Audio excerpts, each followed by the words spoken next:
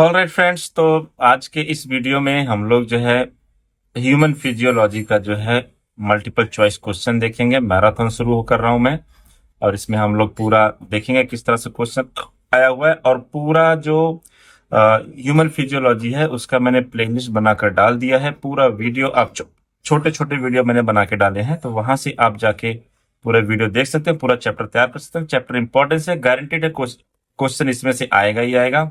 और 3 या 4 क्वेश्चन तो बन जाते हैं हर साल इसमें, और कभी कभी 2 क्वेश्चन भी आते हैं। और साथ ही साथ आपको बहुत इंपॉर्टेंट चीज मैं आपको बता दूं फ्रेंड्स कि मॉक टेस्ट का लिंक मैंने जो है डिस्क्रिप्शन में डाला हुआ है।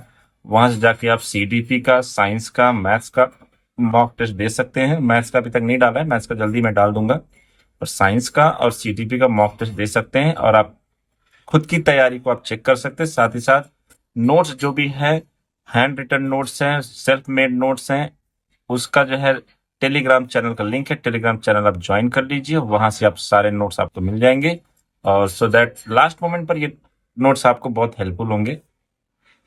तो चलिए फिर शुरू करते हैं अपना मैराथन। देखते हैं हम किस तरह के क्वेश्चन आते हैं और इसकी तैयारी करते हैं। चलिए फिर शुरू करते हैं, चलिए चलते हैं स्क्रीन पर फ्रेंड्स। तो चलिए शुरू करते हैं फ्रेंड्स। तो आप देख सकते हैं साइंस ह्यूमन फिजियोलॉजी का। इसके बाद मैं सारे टॉपिक को मिला के वीडियो लाऊंगा। एमसीक्यू और प्रीवियस ईयर क्वेश्चन मिक्स रहेंगे, और मैराथन ही होगा अभी। ठीक है, कुछ गिने चुने टॉपिक भी कवर करूंगा, हालांकि बाकी और सारे टॉपिक कवर कर चुका हूँ। वीडियो जो है पड़ा हुआ है चैनल पर, आप वहां से जाके देख सकते हैं। और विद्यासारथी पर नए हैं तो चैनल को सब्सक्राइब कर लीजिए। यहाँ पर आपको जो है पूरा कॉन्सेप्चुअल नॉलेज के साथ सीटेट की तैयारी होती है। तो चलिए शुरू करते हैं, पहला क्वेश्चन देखते हैं। तो फ्रेंड्स आप देखिए पहला क्वेश्चन क्या दिया हुआ है। Identify the correct statement from those given below. Number 1, digestion of starch initiate in the stomach. अब यहां पर देखना है करेक्ट स्टेटमेंट हमें पता लगाना है। तो digestion of starch initiate in the stomach, और tongue helps in mixing of saliva. Liver is smallest organ of our body. The ruminant can digest raw grass due to presence of cellulose enzyme in their digestive tract. तो correct option इसमें क्या है? तो friend देखो यहां पर आपको एक चीज समझना पड़ेगा कि digestion of starch initiate in the stomach, ये जो है यहां पर करेक्ट स्टेटमेंट नहीं है, क्योंकि डाइजेशन ऑफ स्टार्च कहां से शुरू होता है? तो ये बेसिकली माउथ से ही हो जाता है। दूसरा है tongues helps in mixing the saliva with food. सही बात है, हमारी जीभ जो है सलाइवा को मिक्स करने में हेल्प करती है, तो ये वाला तो करेक्ट हो गया।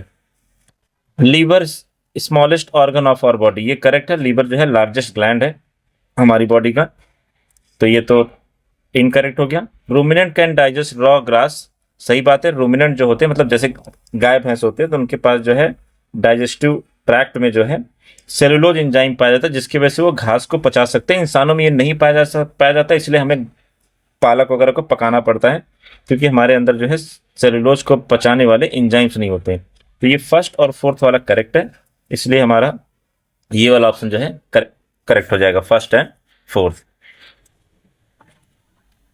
बढ़ते हैं नेक्स्ट क्वेश्चन की तरफ। अब नेक्स्ट क्वेश्चन देखते हैं। नेक्स्ट क्वेश्चन में क्या दिया हुआ फ्रेंड्स, देखो कि identify the correctly matched statement regarding the action of enzyme on given substrate and and product. Mouth में फिर स्टार्च, फिर एमिलेज, फिर यहां पर जो है ग्लूकोज। ठीक है, अब इसको अगर हम लोग ध्यान से देखें तो यही हमारा करेक्ट ऑप्शन है, लेकिन फिर बाकी के ऑप्शन देखते हैं। स्टमक फैट, इसका कोई लेना देना नहीं है। प्रोटीन्स भी होते हैं, कार्बोहाइड्रेट्स भी होते हैं स्टमक में, जो इसमें होता है, और ये ऐसा कुछ कन्वर्जन स्टमक में नहीं होता है। Small intestine protein, pepsin, amino acid. तो स्मॉल इंटेस्टाइन में जो है कंप्लीट डाइजेशन होता है, और वहां पर जो है बाइल जूस वगैरह होता है, तो ये भी इनकरेक्ट हो जाएगा। स्मॉल इंटेस्टाइन स्टार्च एमिलेज, ये भी इनकरेक्ट है। ठीक है, स्मॉल इंटेस्टाइन स्टार्च जो है माउथ में ही बन जाता है, और ये माउथ में होता है एमिलेज। और ये तो ये जो माउथ वाला सिस्टम है आपको बता दूं फ्रेंड्स, तो जो हम जैसे हम खाना मुंह में डालते हैं, ठीक है, तो वहां पर क्या होता है कि सलाइवरी एमिलेज जो होता है, ये बेसिकली एमिलेज जो है सलाइवरी एमिलेज होता है, ये क्या करता है, कन्वर्ट करता है स्टार्च को माल्टोज में। याद रखना यहाँ पर माल्टोज में कन्वर्जन होता है। पर मैं फिर से लिखता हूँ, जस्ट अ मिनट, ये जो स्टार्च है ना, ये कन्वर्ट होगा माल्टोज में, और माल्टोज में कौन कन्वर्ट करता है? तो ये एमिलेज, और फिर माल्टोज को फिर से ग्लूकोज में कन्वर्ट किया जाता है, ग्लूकोज। तो फाइनली यहाँ पर ग्लूकोज एंड प्रोडक्ट है, और मुंह में खाना डालते हैं स्टार्च। स्टार्च जो है एमिलेज, सलाइवरी एमिलेज होता है, और वो कन्वर्ट करता है किसमें? माल्टोज से ग्लूकोज में। तो यही हमारा जो है करेक्ट ऑप्शन है, बाकी सब रॉन्ग है। बढ़ेंगे नेक्स्ट क्वेश्चन की तरफ फ्रेंड्स, और आपको याद दिला दूं, मॉक टेस्ट जो है आप जो है लिंक है वेबसाइट का, वहां से जो है डायरेक्ट आप मॉक टेस्ट दे सकते हैं। अब बढ़ते हैं नेक्स्ट क्वेश्चन की तरफ। नेक्स्ट क्वेश्चन में क्या दिया है देखो, कॉलम 1 कॉलम 2, ठीक है। यहां पर है salivary amylase, renin, bile, pepsin. अब देखो सलाइवरी एमिलेज का जो है हमने पहले भी क्वेश्चन कवर किया, इसके पहले वाला जो क्वेश्चन था, तो ये इसका लेना देना किससे? स्टार्च से, ठीक है। स्टार्च को कन्वर्ट करता है माल्टोज और फिर ग्लूकोज में। और फिर इसके बाद है रेनिन। तो यहां पर रेनिन जो होता है बेसिकली इसका लेना देना है किससे? मिल्क प्रोडक्ट से, मिल्क प्रोटीन से, प्रोटीन से ही दूध में होता है, राइट। और बाइल, तो बाइल जो है यहां पर जो है बेसिकली लिपिड्स, और पेप्सिन हमारा क्या हो गया? प्रोटीन। अब इसमें मैं आपको डिटेल में समझा दूं, तो इसमें जो लिखा है, जस्ट अ मिनट,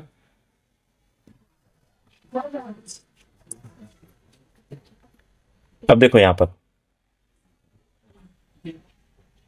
जो यहां पर दिया हुआ ना आपको कि ये जो पेप्सिन है ये आपके लिए नया होगा। तो पेप्सिन बेसिकली एक तरह का एंजाइम है जो कि प्रोटीन को ब्रेक करता है ड्यूरिंग फूड डाइजेशन।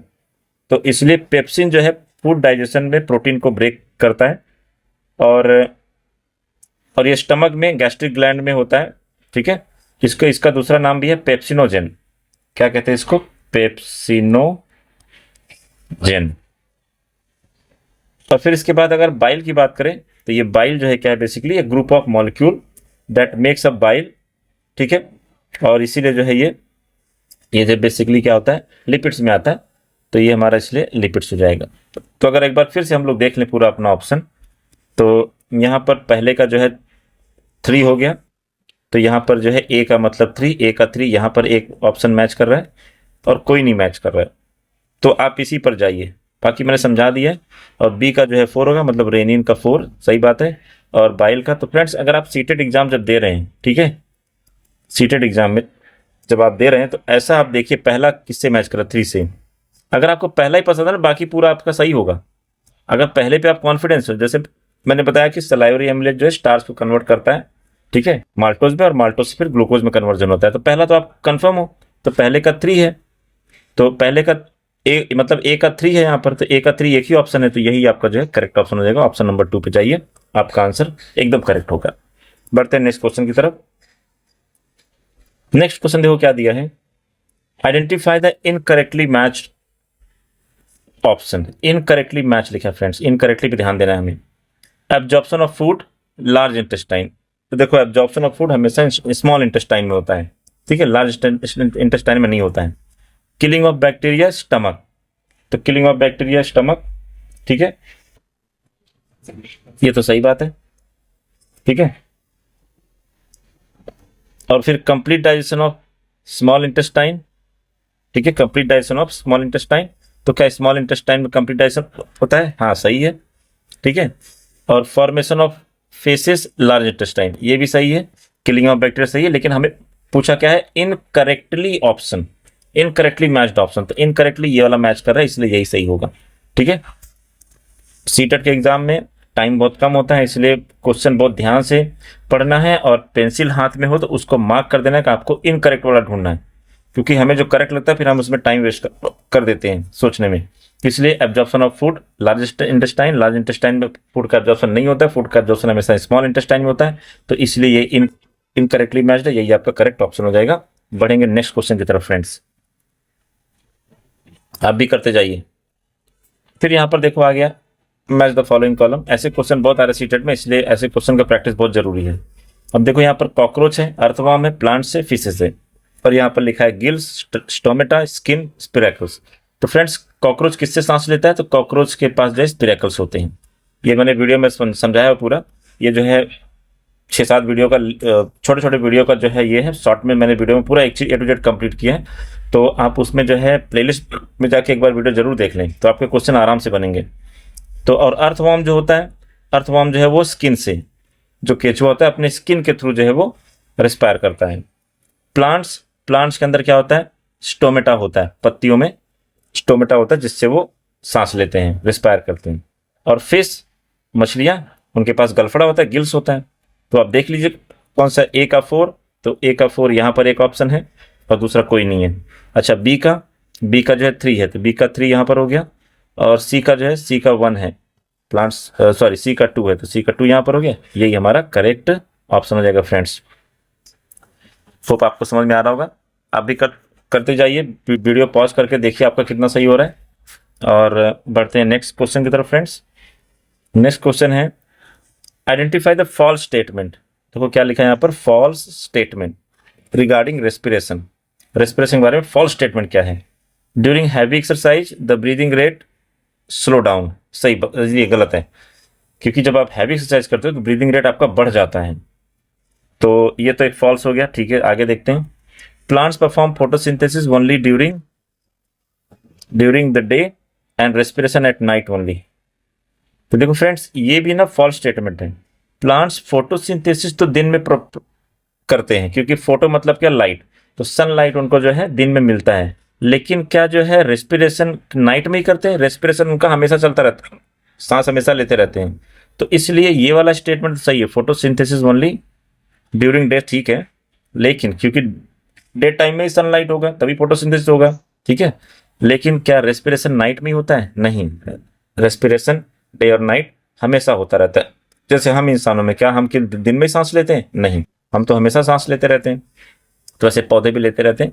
तो ये भी जो है हमारा क्या हो गया, फॉल्स स्टेटमेंट हो गया। Frogs can breathe through their skin as well as lung. तो ये वीडियो मैंने समझाया हुआ है अपने, फ्रॉग जो है स्किन और लंग दोनों से जो है ब्रीथ कर सकते हैं।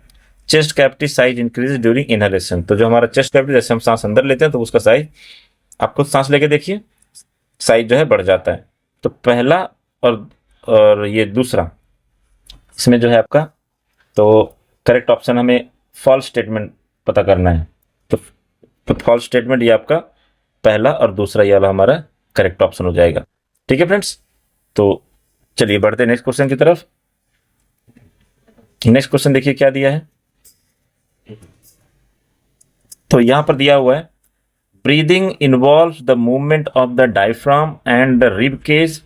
The correct movement during breathing is indicated by inhalation up, outward movement of ribs and diaphragm moves downward. ठीक है, ये ठीक है। Inhalation downward movement of ribs while diaphragm moves upward. And यहां पर आपका जो थर्ड वाला ऑप्शन है, एक्सहेलेशन, मतलब सांस जब हम बाहर छोड़ते हैं, down and inward movement of ribs while diaphragm. नहीं, ये सही नहीं है। डायफ्राम जो है एक्सहेलेशन में जो है डाउन नहीं अप मूव करता है। Exhalation down and inward movement of ribs and diaphragm goes downward. ठीक है, तो फ्रेंड्स यहाँ पर जो है नहीं, ये ठीक है। जस्ट अ मिनट, मैं इसको थोड़ा एक बार हटा देता हूँ एनोटेशन। ये आपका रहेगा थर्ड वाला, थर्ड ऑप्शन। ये फर्स्ट सेकेंड थर्ड फोर्थ। तो यहाँ पर जो आपको पूछा है कि करेक्ट मूवमेंट, तो करेक्ट मूवमेंट यहाँ पर फर्स्ट वाला है और ये थर्ड वाला है। इनहेलेशन डाउनवर्ड, ये गलत है, डाउनवर्ड नहीं मूव करता। और फोर्थ वाला भी जो है एक्सहेलेशन डाउनवर्ड। ठीक है, दोनों डाउनवर्ड कैसे हो सकता है, ये भी गलत है। तो फर्स्ट एंड थर्ड आपका जो है करेक्ट ऑप्शन हो जाता है। मैराथन है, थोड़ा मैं क्वेश्चन ज़्यादा कवर करना है, जल्दी ले जा रहा हूँ। वीडियो में मैंने पूरा एक्सप्लेन किया, वहां से आप देख सकते हैं किस तरह से मूवमेंट होता है। नेक्स्ट बढ़ते हैं क्वेश्चन नंबर 8 की तरफ। क्वेश्चन नंबर 8 क्या हुआ देखो। अब इसमें दिया हुआ है the correct percentage of oxygen and carbon dioxide in inhaled air is. मतलब जब हम सांस अंदर लेते हैं तो उसमें जो परसेंटेज क्या है कार्बन डाइऑक्साइड का और ऑक्सीजन का।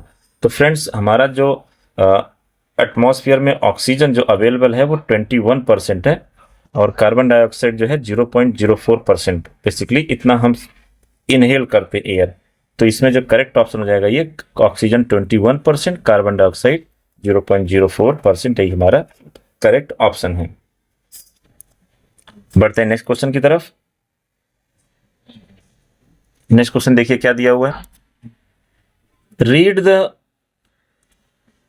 Read the following statement and select the correct option.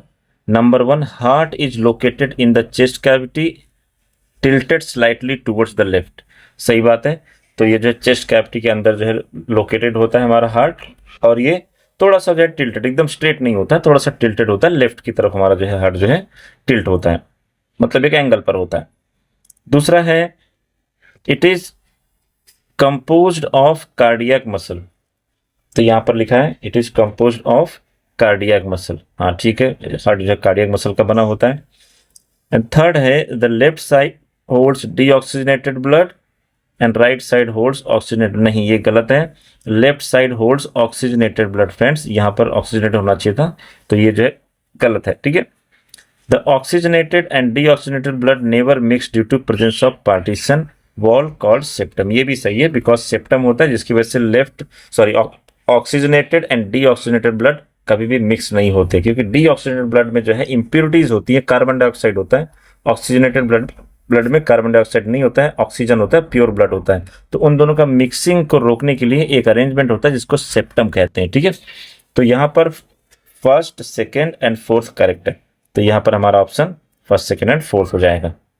ठीक है, बढ़ते हैं नेक्स्ट क्वेश्चन की तरफ। नेक्स्ट क्वेश्चन देखिए क्या दिया है।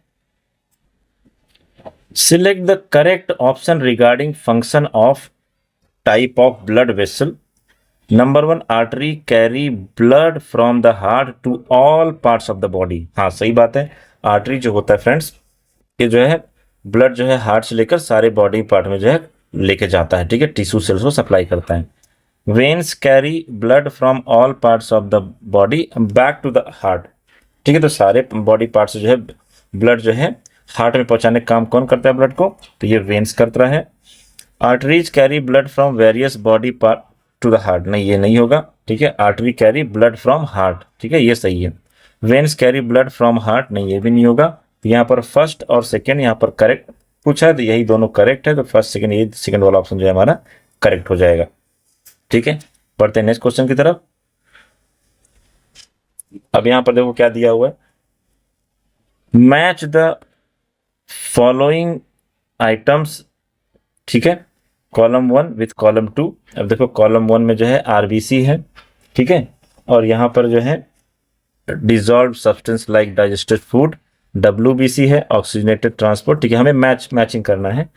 तो देखो आरबीसी रेड ब्लड सेल्स, ठीक है, तो रेड ब्लड सेल्स में होता है हीमोग्लोबिन फ्रेंड्स, एचजी होता है, और ये हीमोग्लोबिन जो है ऑक्सीजन को कैरी करने का काम करता है। ठीक है, तो ये हमारा करेक्ट जो है पेयर जो है यहाँ पर ऑक्सीजन ट्रांसपोर्ट हो जाएगा। फिर है इसके बाद जो है डब्ल्यूबीसी। तो डब्ल्यूबीसी हमारे बॉडी का सोल्जर कहा जाता है। ठीक है, कोई भी बैक्टीरिया वायरस इंटर किया, डब्ल्यूबीसी उसको खत्म करने का काम करता है। तो ये देखो डिफेंस अगेंस्ट इन्वेडिंग पैथोजेंस, तो ये हमारा जो है हो गया। तो देखो अगर एग्जाम में ऐसे क्वेश्चन आते हैं, आपको पता है 2 तो सही हो गए। ठीक है, मान लो 3 और 4 ये वाले आपको नहीं पता है, तो ए का जो है क्या हो गया 2। तो ए का 2 देखो कहां पर है, ए का 2 यहां पर है, ए का 2 यहां पर भी है। ठीक है, मतलब ये दोनों ऑप्शन तो निकल गए, सॉरी ये दोनों ऑप्शन निकल गए। ठीक है, तो अब दूसरा आपको पता है बी का जो है 4 है, तो बी का यहाँ पर 3 है, यहाँ पर 4 है, तो यही वाला ऑप्शन आपका करेक्ट हो जाएगा। ठीक है, बी का 4। तो 2 ऑप्शन करके फटाफट आंसर टिक करके निकलो आगे, क्योंकि टाइम बहुत कम होता है। और मैं कई बार बोल चुका हूँ, CTET is all about time management. पढ़ाई तो बहुत कर ली, लेकिन अगर टाइम मैनेज नहीं किया तो आपका बहुत सारा क्वेश्चन छूट जाएगा, और वहां पर आपको जो है फिर प्रॉब्लम हो सकता है। इसलिए 2 मैच करके आगे बढ़ो। इसीलिए मैं इस तरह के क्वेश्चन लेके आता हूँ, सो दैट आपको जहां पर आपका मार्क्स कट जाए, जहां पर आपका चांसेस है कि आपका टाइम वेस्ट हो, ऐसे क्वेश्चन डालूं, थोड़ा डिफिकल्ट क्वेश्चन डालूं, सो दैट आपको वहां पर हेल्प मिले। तो आपको पूरा मैच करने की जरूरत नहीं है। क्वालिफाइंग एग्जाम है सीटेट, तो आपको जो है सही ऑप्शन ए 2 यहाँ पर 2 मैच करके 2 के बारे में अगर कॉन्फिडेंट हूं, तो मैं तीसरा चौथा क्यों ढूंढूं। तो 2 ऑप्शन में देख लिया, तो ये तीसरा और चौथा ऑप्शन अपने आप ही एलिमिनेट हो गया, राइट, जस्ट करने पर। तो ये अपने आप ही एलिमिनेट हो जाता है, तो कुछ इसमें जो है टेंशन वाली बात नहीं रहती, तो हमें आगे बढ़ जाना चाहिए। ठीक है, चलिए बढ़ते हैं नेक्स्ट क्वेश्चन की तरफ। नेक्स्ट क्वेश्चन देखो क्या दिया हुआ है। तो नेक्स्ट क्वेश्चन में दिया हुआ है ऑब्जर्व द फिगर गिवन, ठीक है, observe the given figure below, identify A B and C. तो देखो यहाँ पर जो है ए है, यहाँ पर बी है, यहाँ पर सी है। तो ये यहाँ पर पूछा है कि ये है क्या एक्चुअल में, ठीक है, ए क्या है, बी क्या है, सी क्या है। तो फ्रेंड्स यहाँ पर जो है ए जो है हमारा पल्मोनरी आर्टरी है, ये क्या है, पल्मोनरी आर्टरी है, ठीक है। और हमारा जो बी है, बी हमारा जो है यहाँ पर ये लंग्स है, ठीक है, ये क्या है, लंग है, ठीक है। और इसके बाद सी क्या है हमारा, तो सी हमारा जो है यहाँ पर पल्मोनरी वेन है, ठीक है। तो ये सी वाला, ये वाला क्या है हमारा, पल्मोनरी वेन। तो ये हमारा आर्टरी, जस्ट अ मिनट, ये हमारा पल्मोनरी आर्टरी, ये लंग्स हो गया, और ये पल्मोनरी वेन हो गया। तो यहाँ पर कौन सा ऑप्शन मैच कर रहा है, A pulmonary artery, B lungs, pulmonary veins, यही हमारा करेक्ट ऑप्शन है फ्रेंड्स। चलिए बढ़ते हैं नेक्स्ट क्वेश्चन की तरफ। ऐसे डायग्राम बेस्ड क्वेश्चन के लिए भी तैयार रहना। क्वेश्चन नंबर 13 देखो क्या कह रहा है, read the characteristic given below. अब किसी चीज का करेक्टरिस्टिक दिया है, गुणधर्म दिया है, disc shape, enucleated, transport oxygen in body, और फोर्थ वाला है मैन्युफैक्चर रेड बोन मैरो। तो देखो ऊपर का जो क्वेश्चन सॉल्व करा था मैंने, उसमें था कि transport oxygen in the body ये कौन करता है, हीमोग्लोबिन, और हीमोग्लोबिन किसका पार्ट है, आरबीसी का, रेड ब्लड सेल का, और red blood cell red bone में बनता है। तो ये हमारा थर्ड वाला ऑप्शन जो है करेक्ट हो जाएगा, RBC, that is red blood cells है। और रेड ब्लड सेल जो है क्या होता है, डिस्क शेप में होता है, ठीक है। तो खून में बहता है ये, और उससे जो है ऑक्सीजन वो लेके जाता है, जो भी हम ऑक्सीजन हवा से एब्जॉर्ब करते हैं लंग्स में, लंग्स से वो जो है ब्लड के थ्रू, हीमोग्लोबिन के थ्रू डिफरेंट पार्ट्स में जाता है, जहां पर ग्लूकोज का रिएक्शन होता है ग्लूकोज के साथ, और वहीं पर हमें एनर्जी मिलता है, कार्बन डाइऑक्साइड बनता है, ठीक है। तो ये हमारा हो गया क्वेश्चन नंबर 13। बढ़ते हैं नेक्स्ट क्वेश्चन की तरफ फ्रेंड्स। नेक्स्ट क्वेश्चन देखो क्या दिया है, ऑब्जर्व द टेबल बिलो। तो टेबल में देखो क्या दिया है, ये 1 है, और ए बी है, और ये ए ओ है, बी ए बी मतलब ब्लड ग्रुप वगैरह दिया है यहाँ पर, ए बी, और यहाँ पर 2 लिखा है, और ए बी ओ, और ओ ए बी ओ, और ये 3 लिखा है। तो यहाँ पर पूछा है आइडेंटिफाई 1, 2 एंड 3। तो 1 में देखो आपका ये ब्लड ग्रुप बताना है, ठीक है। ब्लड ग्रुप का जो है पूरा टॉपिक मैंने कवर किया हुआ है, तो अगर आपको याद होगा, अगर आपने वीडियो देखा होगा फ्रेंड्स, तो ब्लड ग्रुप के बारे में मैं आपको बता दूं कि ये ब्लड ग्रुप है, और किसको कौन डोनेट कर सकता है और कौन रिसीव कर सकता है, राइट। तो यहाँ पर जो है कैन डोनेट टू, तो ए बी, तो ए बी बेसिकली ए वाला जो ब्लड ग्रुप होगा ना, ए वाला ब्लड ग्रुप, ठीक है, वो इसको दे सकता है, ठीक है। तो ये ए हो जाएगा। और फिर इसके बाद जो है देखो ए बी ब्लड ग्रुप है, तो वो जो है ए बी किसको दे सकता है, तो ए बी सिर्फ ए बी वाले को ही दे सकता है। तो यहाँ पर जो है सेकंड का ए बी हो जाएगा। तो अब देखो यहाँ पर फर्स्ट का ए हो गया, तो फर्स्ट का ए कहाँ है, तो फर्स्ट का ए यहाँ पर है, और फर्स्ट का ए यहाँ पर है।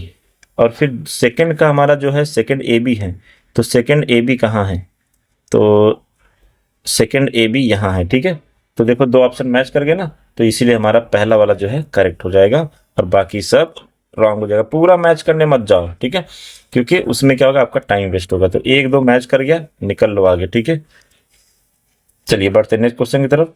क्वेश्चन नंबर 15 अब यहाँ पर दिया हुआ है friends, a women is advised not to undergo second pregnancy as there will be a fatal risk to developing fetus, choose an option which is appropriate reason for the above situation। मतलब एक महिला है, उसको doctor ने advice किया कि second pregnancy के लिए ना जाए, क्योंकि यहाँ पर बच्चे के लिए रिस्क हो सकता है। तो इसमें से कौन सा करेक्ट ऑप्शन होगा, blood group of parents do not match. अब देखो दुनिया में कितनी शादियां होती हैं, क्या ब्लड ग्रुप है, अलग अलग ब्लड ग्रुप लोग शादी करते हैं और उनका ब्लड ग्रुप मैच नहीं करता, लेकिन फिर भी बच्चे होते ही हैं। तो ब्लड ग्रुप मैच ना करने से क्या ही रिस्क हो जाएगा। दूसरा है RH incompatibility, that is mother is RH and father is RH plus. RH incompatibility, that is mother is RH plus and while father is RH. Fetus may carry some congenital disorder. तो congenital disorder तो यहाँ पर बिल्कुल नहीं है, ये दो option remove हो गए। ठीक है, डॉक्टर को कैसे पता कि सेकंड प्रेगनेंसी में कंजेशन डिसऑर्डर हो सकता है। ठीक है, इसका कोई ये नहीं है, हालांकि कोई वैलिड रीजन नहीं है। यहाँ पर दूसरा और तीसरा में से करेक्ट ऑप्शन होगा।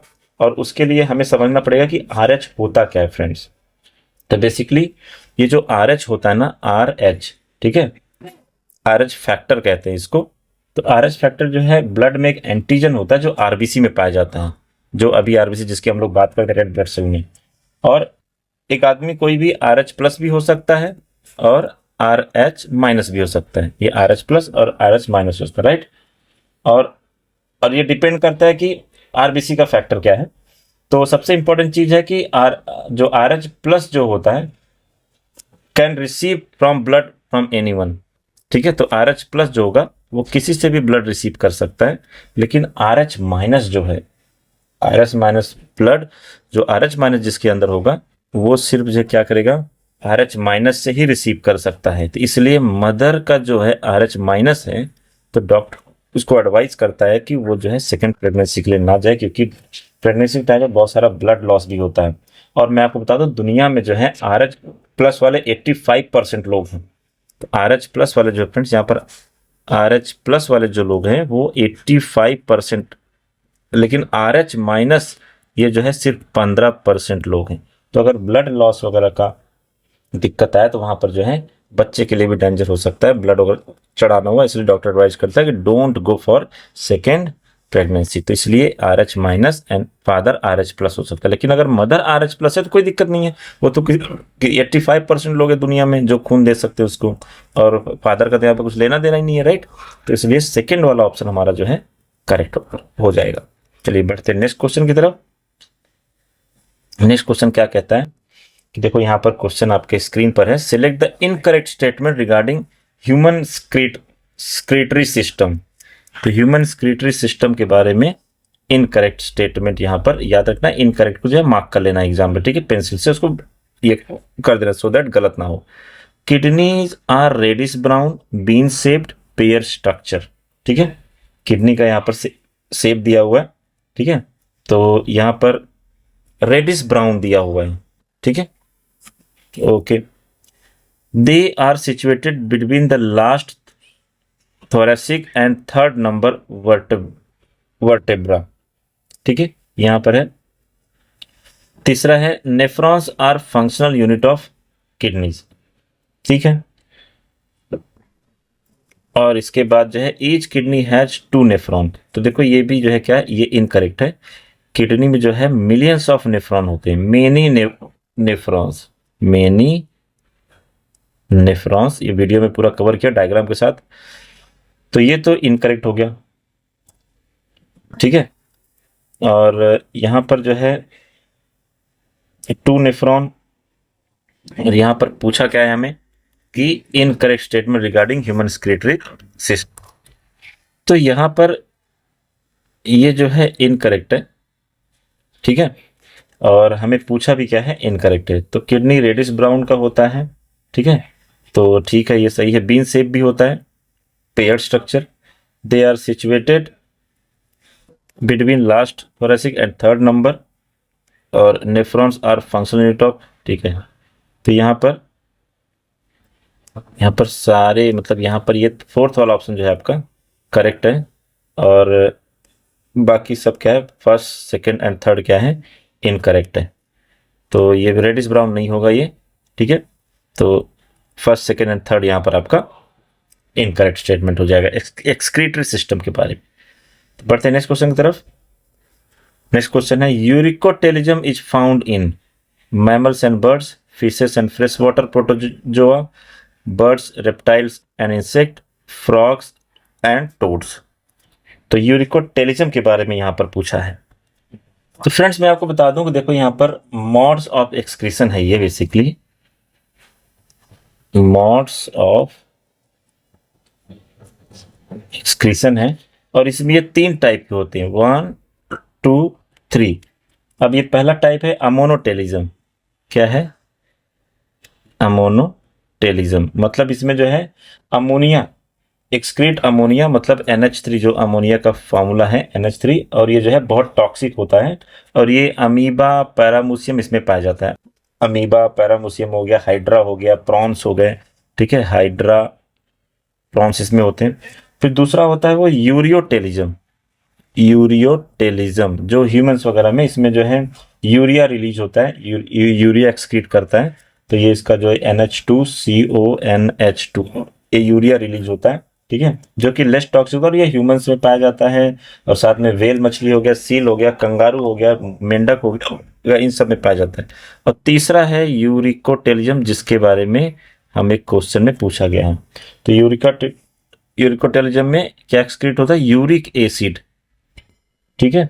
और ये जो है एनिमल्स जो कि बहुत ड्राई कंडीशन रहते हैं ना, तो वाटर कंजर्व करने के लिए उनको जो है वो यूरिकोटेलिज्म करते हैं, और ये आते हैं बेसिकली स्नेक हो गए, लिजर्ड हो गए, बर्ड्स हो गए, इंसेक्ट्स हो गए, स्नेल्स हो गए, तो ये सब जो है यूरिकोटेलिज्म करते हैं। तो ये हमारा बर्ड्स, रेप्टाइल्स एंड इंसेक्ट्स यहाँ पर आ जाएगा। फिश फ्रेश वाटर प्रोटोजोआ नहीं होगा, मैमल्स एंड बर्ड्स जो है नहीं होंगे, ठीक है, और मैमल्स एंड बर्ड्स तो बिल्कुल भी नहीं होंगे। यहाँ पर जो है फ्रॉग्स एंड टोड्स जो है बेसिकली ये यूरियोटेलिज्म करते हैं यहाँ पर इंसानों की तरह, ठीक है, और ये हमारा करेक्ट ऑप्शन हो जाता है यूरिकोटेलिज्म का। चलिए बढ़ते हैं नेक्स्ट क्वेश्चन की तरफ friends. Question number 18, which hormones cause formation of concentrated urine during water scarcity? तो ये है ADH। बेसिकली ADH क्या है यहाँ पर? तो इसका नाम है एंटी डायरेटिक, ठीक है, तो इसमें जो है anti diuretic, ANTIDIURATIC, anti diuretic hormones, ठीक है, हार्मोन्स, इसी का नाम है ADH। और ये ADH basically they oppose urine formation and helps kidney to excrete concentrated urine, ठीक है, तो ये ADH इसका करेक्ट ऑप्शन हो जाएगा। बढ़ते हैं नेक्स्ट क्वेश्चन की तरफ फ्रेंड्स। नेक्स्ट क्वेश्चन क्या दिया है? The responses generated by our nervous system can be classified into reflex action, voluntary, involuntary, all of the above. तो इसका करेक्ट ऑप्शन हो जाएगा ऑल ऑफ द अबव, ठीक है। तो ये जो है रिफ्लेक्शन नर्वस सिस्टम का पार्ट है, तो इसमें वॉलेंट्री, रिफ्लेक्स एक्शन हो गया, वॉलेंट्री हो गया, इनवॉलेंट्री हो गया, राइट। ये सारे ही जो है क्या है, नर्वस सिस्टम में आते हैं। बढ़ते हैं नेक्स्ट क्वेश्चन की तरफ। तो नेक्स्ट क्वेश्चन आपको देखो क्या दिया है, in accordance with the nervous system the role of brain is of. तो यहाँ पर ब्रेन का रोल पूछा है। A think tank, sorry just a minute, think tank सही बात है, सोचने का काम है। रेगुलेशन ऑफ हार्ट बीट सही है। बॉडी बैलेंस सही बात है, अगर हमारा दिमाग खराब है तो बॉडी पे आप खड़े भी नहीं हो सकते, बॉडी बैलेंसिंग नहीं कर सकते आप, ठीक है। ब्रेन में 3 पार्ट होते हैं, fore brain, mid brain and hind brain, ठीक है। तो ये बॉडी बैलेंसिंग भी उन्हीं में से एक पार्ट का हिस्सा है। And monitoring heart beat monitor करने का कोई सिस्टम नहीं है ब्रेन के पास, वो मॉनिटर नहीं करता बल्कि वो रेगुलेट करता है हार्ट बीट। यहाँ पर फर्स्ट, सेकंड एंड थर्ड जो है करेक्ट हो जाएगा, तो इसी ये हमारा करेक्ट ऑप्शन होगा। तो बस फ्रेंड्स आज के लिए इतना ही। Thanks for watching and please subscribe Vidyasarathi, और मॉक टेस्ट जरूर देना, लिंक मैंने डाल दिया है डिस्क्रिप्शन में, और साथ ही साथ टेलीग्राम चैनल ज्वाइन कर लीजिए। Thank you, bye, take care.